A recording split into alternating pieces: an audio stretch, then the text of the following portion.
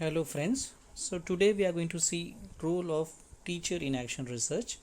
I am Dr. Niaz Ahmed and today we will be doing this topic in detail, role of teacher in action research. So let's begin with the topic. So role of teacher in action research. So here the teacher's role is important in conducting action research. So if the action research is to be conducted in the classroom, so it is the teacher who is going to conduct this. So that is why teacher's role is very important in conducting action research in the classroom, because he actually knows the happening of the classroom better. So he is a better position to identify the problem of the students and decide remedial measures to overcome the problem. So teachers का roll action research में बहुत ही important है अगर हमको conduct करना है classroom में action research, because teacher actually knows what is happening in the classroom. तो एक्चुअली क्या क्लासरूम में क्या प्रॉब्लम है, क्या इश्यूज़ है, क्या हो रहा है, वो टीचर अच्छे से जानता है इसको. और he is a better position, वो बहुत अच्छे पोजीशन में होता है प्रॉब्लम्स को आइडेंटिफाई करने के लिए और डिसाइड करने के लिए कि क्या रेमेडियल मेजर्स दिया जा सकता है इस प्रॉब्लम को दूर करने के लिए.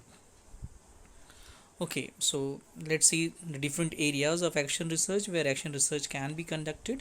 So there are different areas like learners, teachers, methodology of learning and teaching, evaluation, curriculum, school administration, educational context, and parental cooperation. So these are the areas, some areas where action research can be conducted and it can be conducted with the help of teachers. तो action research जो हो सकता है वो learners के ऊपर हो सकता है, लर्नर्स की प्रॉब्लम को कंसीडर कर सकते हैं हम, टीचर्स की प्रॉब्लम, टीचर के ऊपर हम एक्शन रिसर्च कर सकते हैं. मेथडोलॉजी, कोई भी मेथडोलॉजी के ऊपर, चाहे वो टीचिंग की हो चाहे लर्निंग की मेथडोलॉजी के ऊपर कर सकते हैं, या फिर हम इवैल्यूएशन के ऊपर कर सकते हैं, करिकुलम के ऊपर कर सकते हैं, स्कूल एडमिनिस्ट्रेशन के ऊपर कर सकते हैं, एजुकेशनल कॉन्टेक्स्ट, कोई भी एजुकेशन कॉन्टेक्स्ट सिनेरियो के ऊपर कर सकते हैं, पेरेंटल कोऑपरेशन के ऊपर हम एक्शन रिसर्च कर सकते हैं. अब हम डिटेल में देखेंगे कि what is the role of teacher in action research. So first is identify the problem. So here the teacher will identify the classroom problems, and it is the teacher who will come across the problematic issue in the classroom and select action research. So teacher का पहला role होगा कि problem जो भी classroom में है उसको identify करना, identifying the problem. So actually teacher identify करेगा क्लासरूम प्रॉब्लम्स को, और टीचर्स के सामने ही कोई भी प्रॉब्लमेटिक इशू क्लासरूम की आएगी और टीचर को क्या करना है, उसके बाद एक्शन रिसर्च को सेलेक्ट करना है. The second rule is diagnosing the problem और diagnose the problem thoroughly. So after identifying the problem, teacher will diagnose the problem by analyzing all the aspects of the problem. So there is a difference between identifying the problem and diagnosing the problem. So in diagnosis we are just analyzing the problem by all the angles, by analyzing all the angles of the problem, by analyzing all the aspects of the problem. सो यहाँ पे क्या है कि जब हमने identify कर लिया as a teacher problem को, फिर हमको क्या करना है, उसको डायग्नोज करना है. अब डायग्नोज करने के लिए हर एंगल से आपको प्रॉब्लम के देखना पड़ेगा, है ना. यानी आप इस प्रॉब्लम के रूट कॉज में पहुँचने की कोशिश कर रहे हैं एज ए टीचर. तो ये आपका दूसरा रोल होगा. Then remedial measures to solve the problems.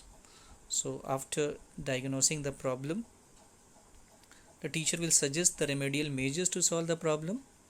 Okay, and the remedial measures may include the strategies to overcome the problem.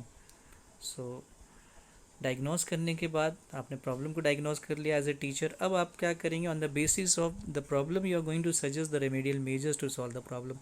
आप कुछ रेमेडियल मेजर्स सजेस्ट करेंगे जिससे प्रॉब्लम का सोल्यूशन मिल सके. अब ये रेमेडियल मेजर्स क्या हो सकती है, सर्टेन स्ट्रैटेजीज हो सकती है. बाय इम्प्लीमेंटिंग दो strategies you will be able to overcome the problem. तो वो स्ट्रैटेजीज़ को इम्प्लीमेंट करके आप प्रॉब्लम को दूर कर सकते हैं, ओवरकम कर सकते हैं. Then solution to solve the problems. So next role is solution to solve the problem. After suggesting the remedial measures, teacher will try to find out the solutions to solve the problem. Okay, so आपने remedial measures बताया है, कई सारे remedial measures हो सकते हैं वो problem के लिए, लेकिन आपको क्या करना है, you have to find out the solutions to solve the problem. अब उन रेमेडियल मेजर्स में से क्या करना है, आपको कुछ सोल्यूशंस फाइंड आउट करना है। सोल्यूशन फाइंड आउट करके प्रॉब्लम को सॉल्व कर सके, ऐसा सोल्यूशन फाइंड आउट करना है। Okay, the next one is find outcomes of the problem. So आपको क्या करना है, आउटकम ऑफ द प्रॉब्लम, कि आपने रेमेडियल मेजर्स भी दे दिया है, you have given the remedial measures. Now what you have to do, you have to see the impact of the remedial measures. So what you are going to see here, you are going to see the impact of remedial measures, and this is going to help the teachers to find out the outcomes of the problem. Okay, so by seeing the impact of remedial measure, the teacher will be able to find out the outcome of the problem. So next role is find the outcome of the problem. Then evaluation. So what the teacher is going to do here, what is the teacher's role here? Teacher will be able to evaluate the effectiveness of the action research.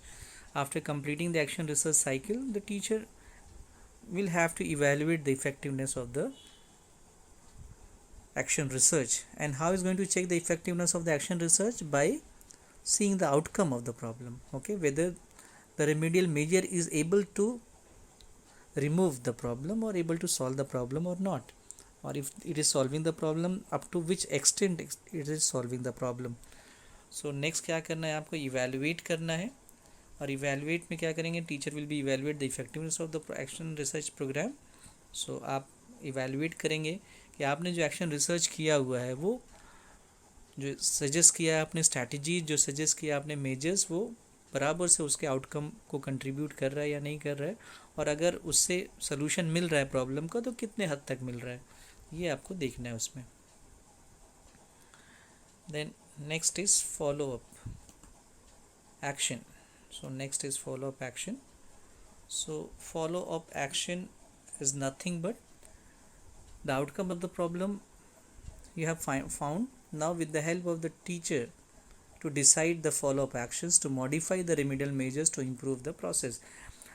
Through the outcome, if you come to know that there is some more improvement is needed because you are not getting the full solution of the problem, then what you have to do, you have to just decide some follow up actions to modify the remedial measures to improve the process.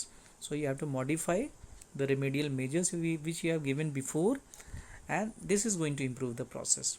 तो follow up action में आपको पता चला कि जो आपने remedies दी थी या रेमेडियल मेजर्स अप्लाई किया था, स्ट्रैटेजीज अप्लाई की थी, उससे पूरा सोल्यूशन नहीं मिल रहा है. तो आप क्या करेंगे, कुछ फॉलो अप एक्शंस के थ्रू क्या करेंगे, you are going to modify the remedial measures. आप रेमेडियल मेजर्स को क्या करेंगे, मॉडिफाई करेंगे, और इस मॉडिफिकेशन से क्या होगा, जो आपका प्रोसेस है वो इम्प्रूव होगा. And high level of commitment. Teachers की ये रोल है कि जो भी अगर एक्शन रिसर्च ले रहा है, जो भी प्रॉब्लम ले रहा है, उसमें उसकी क्या होनी चाहिए, हाई लेवल ऑफ कमिटमेंट होनी चाहिए.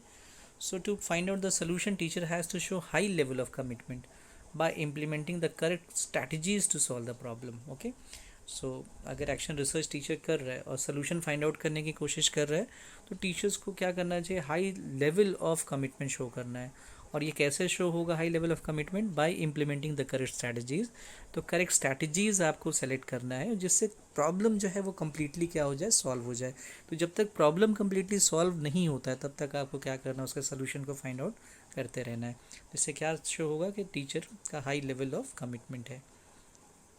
Then follow ethics of action research. Action research की एथिक्स भी हमको फॉलो करनी है as a teacher. So teacher will follow all the ethics of action research to find out the objective result of the problem. So जो भी find out research हो रहा है, एक्शन रिसर्च टीचर कर रहा है, ऑब्जेक्टिव होना चाहिए उसका. और ये ऑब्जेक्टिव कब हो सकता है, जब टीचर सारे एथिक्स जो एक्शन रिसर्च के हैं वो फॉलो करे, है ना. So teacher has to follow all the ethics of action research.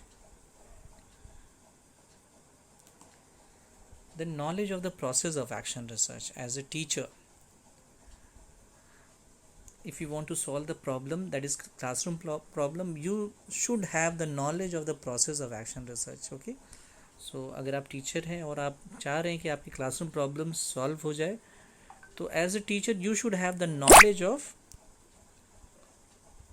The process of action research. आपको प्रोसेस ऑफ एक्शन रिसर्च की पूरी नॉलेज होना चाहिए कि एक्शन रिसर्च कैसे कंडक्ट किया जाता है, उसके क्या स्टेप्स है, उसके क्या प्रोसेस है, क्या स्टेजेस है, सारी चीज़ें आपको पता होनी चाहिए कि एक्शन रिसर्च कैसे कंडक्ट होता है. ठीक है. Then decision making. So your role as a teacher in the action research should be decision making. So as a teacher you have to take decisions, so teacher should have the knowledge of decision making skill while doing action research. जब भी आप action research करेंगे तो आपको decision making skill की ज़रूरत पड़ेगी, है ना. तो teacher has to take number of decisions to select the remedial strategies to solve the problem. So as a teacher आपको कई जगह पे डिसीजंस लेने पड़ते हैं. जैसे फॉर एग्जांपल स्ट्रैटेजीज़ आपको सेलेक्ट करना है, तो कौन सा स्ट्रैटेजी सेलेक्ट करना है उसमें आपको डिसीजंस लेना पड़ेगा, क्योंकि वही स्ट्रैटेजी आपके प्रॉब्लम को सॉल्व करने वाली है. तो टीचर्स का रोल क्या है, डिसीजन मेकर का भी रोल होता है यहाँ पे. Then reflective thinker. So here the teacher should be reflective thinker. Okay, the teacher has to reflect upon the data gathered and reflect upon the effectiveness of the strategies. So with the help of this he is going to make improvements through action and reflection.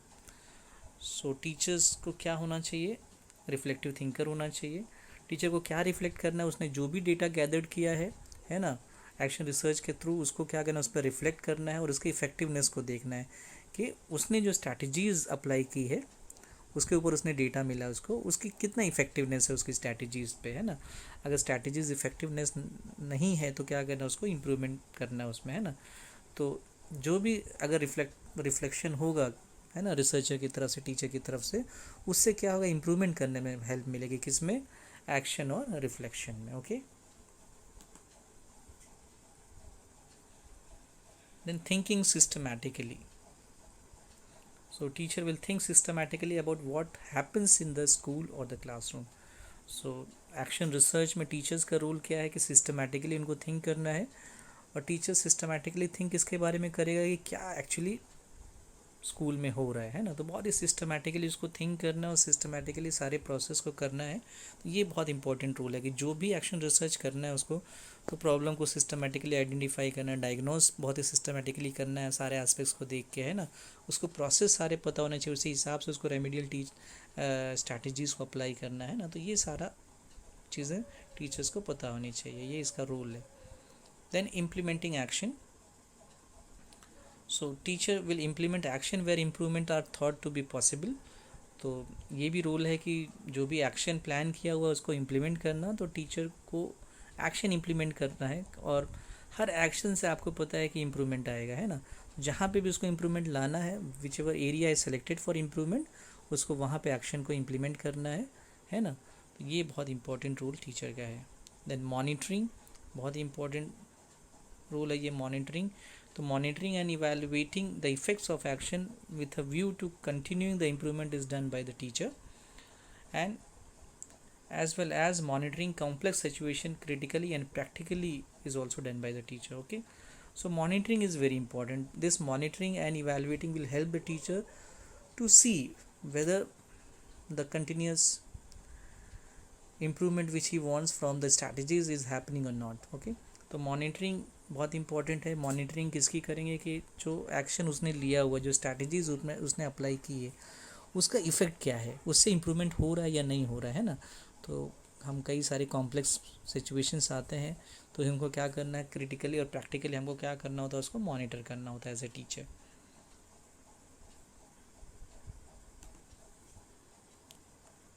So flexible approach, teacher का role क्या होगा यहाँ पे, flexible approach होगा. तो flexible approach क्या है कि the teacher implements a flexible approach to school और द क्लासरूम. तो फ्लैक्सिबल अप्रोच रखना है एक्शन रिसर्च में, बहुत ही रिजिड अप्रोच नहीं रखना है. अगर कुछ स्ट्रैटेजीज काम नहीं कर रही है तो आपके एक्शन प्लान में ये स्कोप होना चाहिए कि आप उस स्ट्रैटेजीज़ को क्या करें, आप उसको मॉडिफाई कर सकें. तो that scope should be there of modifying the remedial measures or the strategies. So there should always be flexible approach from the part of teacher. Then ideas into action. So teacher has to ensure that the idea should be translated into action. So recognizing and translating evolving ideas into action will be done by the teacher. So the teacher's idea, the strategies should be converted into action. Okay, and this translation evolves ideas into action, and it will be done by the teacher. So you have to recognize the actions and you have to translate the ideas into action. So these are some of the role of teacher in action research. Hope you have understood the topic. Thank you so much, and don't forget to subscribe the channel. Thank you.